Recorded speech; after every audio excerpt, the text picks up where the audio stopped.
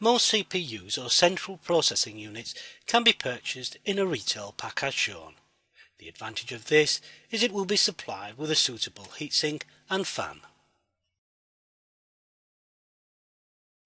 This is the CPU in its anti-static packing, and as with all these electronic components, they should be left in their packing until they are ready to be installed.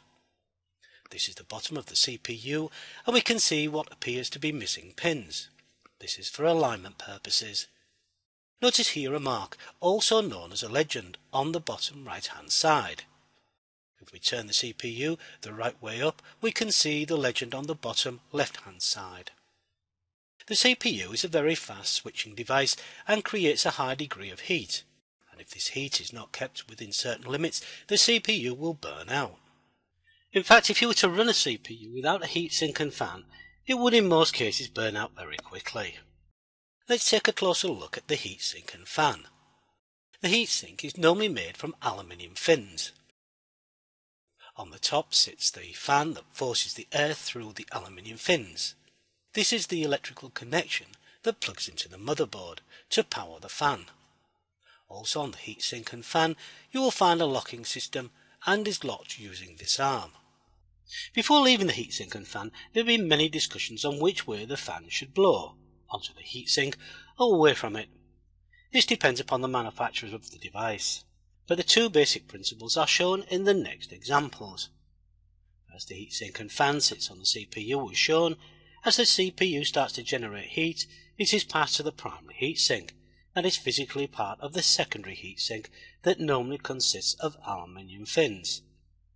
When the fan starts, it draws in cooler air across the fins, expelling warm air and thus cooling down the aluminium fins, the primary heatsink and the CPU. Alternatively, the heatsink and fan sits on the CPU as before. Heat passes to the aluminium fin and air is drawn downwards across the fins, thus cooling down the heatsink and CPU. If in any doubt of which type of heatsink and fan you should be using, consult the manufacturer of the CPU. Now let's check the ZIF or zero insertion socket on the motherboard. Around the ZIF socket there is a piece of plastic known as the retaining mechanism, and it has two lugs. Here is an arm that locks the ZIF socket. To unlock the ZIF socket you must lift the arm. Notice that the arm is trapped under an extra piece of plastic that acts as a locking device.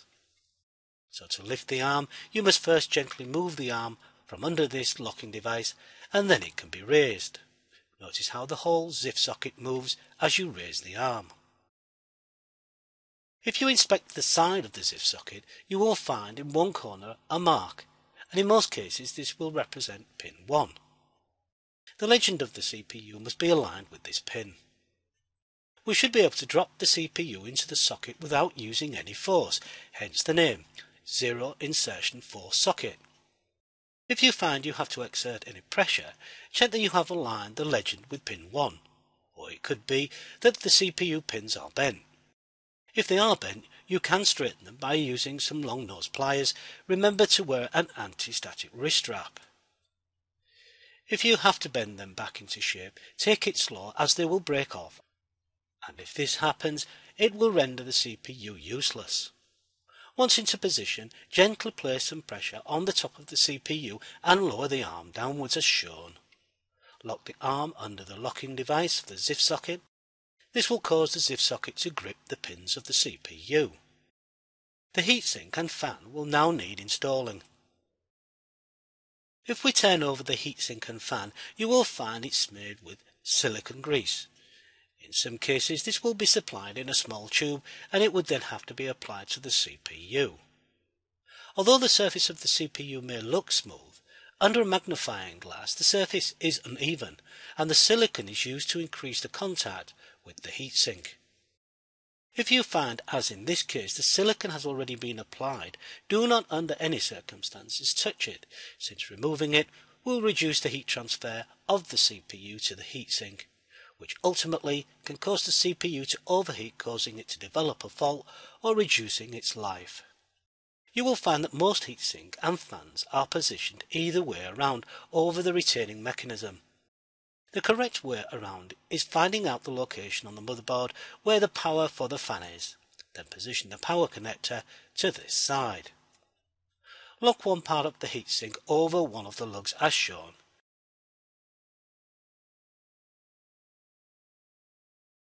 Then allow the heatsink and fan to rest over the CPU. Once this is done, check that the locking lever on the heatsink and fan is in the unlocked position. Once this is done, push the other end of the heatsink over the lug as shown. Now use the arm to lock the heatsink and fan into position. Once the heatsink and fan is in position, you can connect the power connector to the motherboard. Notice the shape of the fan connector. It can only be plugged in one way. Next we shall fit the RAM. This will be plugged into one of the DIMM or dual inline memory module slots. This is a single stick of RAM. Once again, avoid touching the metal contacts. Some motherboards will only allow you to use one slot before you can use the other. In most cases, this will be numbered. On this motherboard, it is labelled as A1 and B1, so we shall use A1 first. On closer inspection of the DIMM slots, you will find a break, which is off centre. Also at the ends of the DIMM slots, you will find two retaining clips. Now if we check the RAM or Random Access Memory module, we shall find a notch that will be aligned with the break in the slot. Also at the end of the RAM, there will be other notches that the retaining clips of the DIMM slots will lock into. Pull back the two retaining clips found on the DIMM slot. Now check the alignment of the break in the DIMM slot with that of the RAM notch. Remember that DDR memory can be found in different formats, so if you're having problems aligning the break in the DIMM slot with the notch in the RAM, recheck that you have the correct type. Once aligned, apply even pressure to the top of the module. Done correctly, you will find that the end retaining clips will lock the RAM in position. Notice how the RAM sits in the DIMM slot and how each retaining clip has gripped it. That's as much as we can do with the motherboard. Now it needs installing into the case. Almost all motherboards come with the rear blanking plate. Here we can see how the keyboard and the mouse etc. are aligned with it. This is because not all motherboards have the same number of devices on the back. Some have more USB ports, for instance, or may be equipped with a high-definition video output. You may find an existing blanking plate in the case, and if you do, it will need removing. Push the new plate into position, and in most cases this will need a little pressure to lock it into position. Make sure the plate is the correct way up. In our example, the keyboard and mouse is on the left-hand side. The motherboard is held in position by some types of supports. In this example, the case was supplied with some brass supports, but these supports can be found in many different material and shapes. If we look into the case, we can see a number of screw holes where the brass supports will screw into. Now let's return to the motherboard. We can see here we have a number of fixing holes. These holes need to be aligned with the screw holes found in the case. For each fixing hole found in the motherboard, you should screw in a brass support. Bear in mind that these brass supports are made from metal, and if you misposition one, it can short out the motherboard. That can lead to damaging the motherboard and also the power supply. Carefully place the motherboard in the computer case, checking the alignment of the fixing hole and the brass supports. The motherboard is then secured into position. Earlier we discovered that the case is supplied with a 24-pin power plug. Before continuing, notice how the plug is split into two parts. So if the motherboard you are using only requires a 20-pin, then the plug is split and the 4-pin plug is not used. Notice that the motherboard power socket has a lip and the plug has a clip. When you push the plug into the position, the clip will lock over the lip. If you're using excessive pressure, check alignment. Bear in mind that if you need to unplug the power plug, you will need to apply pressure to the clip before plugging away from the motherboard socket.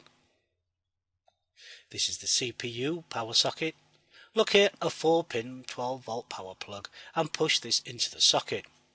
Once again, this will need to be aligned, and it also has a locking clip.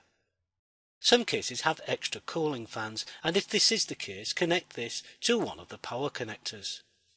Next, you will need to connect the front panel power switch. First identify which of the leads it will be that runs from the front of the case. This will normally consist of 2 wires. In our example, it is orange and white. Now locate the front panel connector on the motherboard. Once again, refer to the manufacturer's manual. If we remember, it is the connector that all the switches and LEDs from the front panel will be connected to. 2 of the pins will be marked as power SW or power switch, or in our example here it is marked as WRBTN. Notice that the orange wire is on the left hand side. If the case is supplied with a speaker, this should be connected next. In our example, it has a red and black wire. Locate the speaker connector on the motherboard. Once again, check with the manual. When this is plugged in, the red wire is also on the left. If you're using a separate video adapter, then this should be plugged into a PCI or PCIe slot now. If the power supply has a main switch, make sure that it is in the off position. Connect a power cable and a monitor to the 15-pin video adapter. Check that no cables are restricting the movement of the fans. Very gently spin the fan to make sure that it can spin freely. Turn on the main switch on the back of the computer if applicable. Some motherboards will power up immediately. In our example, we need to push the front power button. Keep an eye on the fan. If it fails to spin, turn off the computer. Then recheck the connections. In most cases, you should hear a single bleep, followed by a number of messages displayed on the screen.